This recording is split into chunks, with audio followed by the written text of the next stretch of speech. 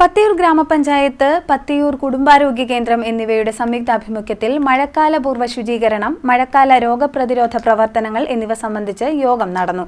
ഗ്രാമപഞ്ചായത്ത് president KB. Prashant ഉദ്ഘാടനവും വിശദീകരണവും നടത്തി.